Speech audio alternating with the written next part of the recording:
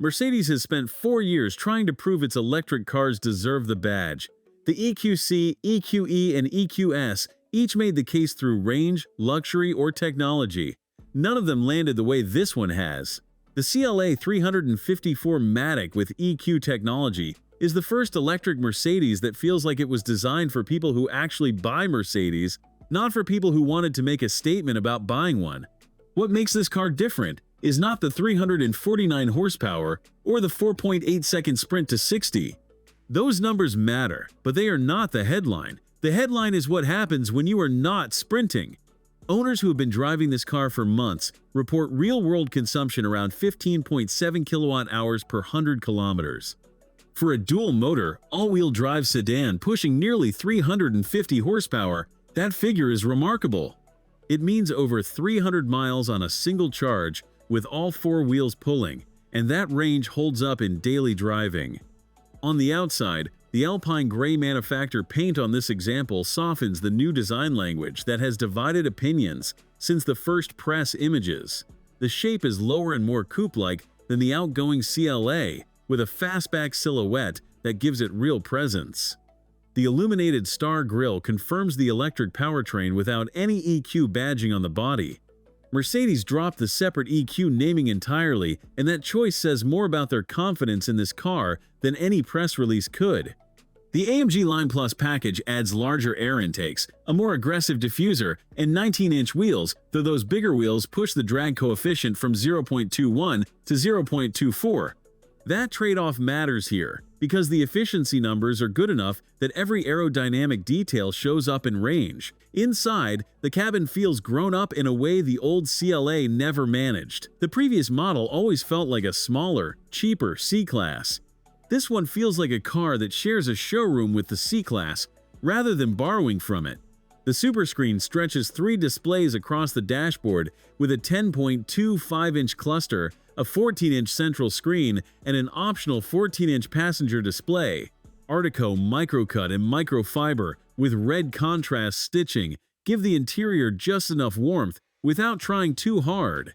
Up front, the sport seats with massage are firm in a deliberate way.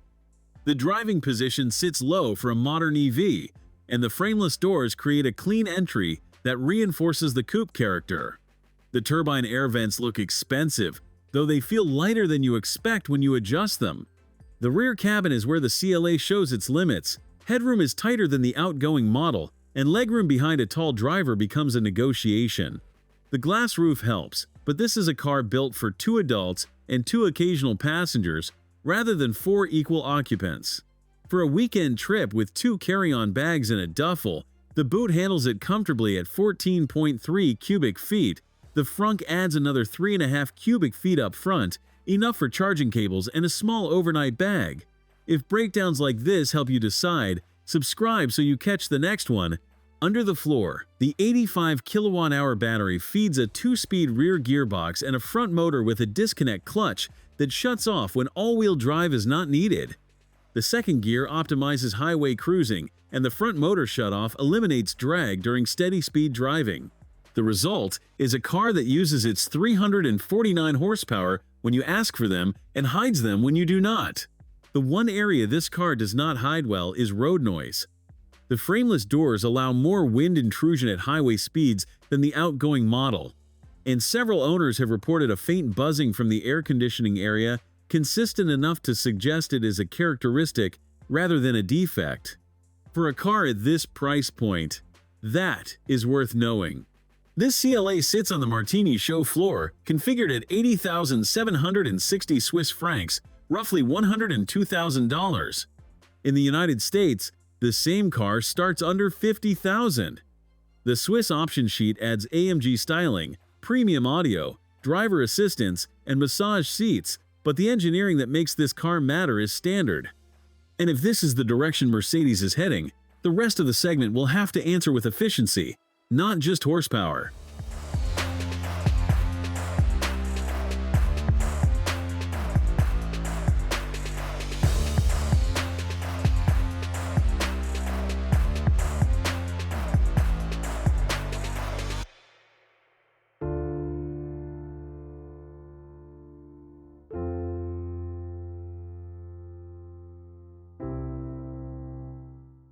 Thanks for watching. If you enjoyed this video, hit that like button and subscribe for more content just like this. Leave a comment below with your thoughts or questions. I read every single one. And don't forget to click the bell icon to get notified about my next upload. See you in the next video.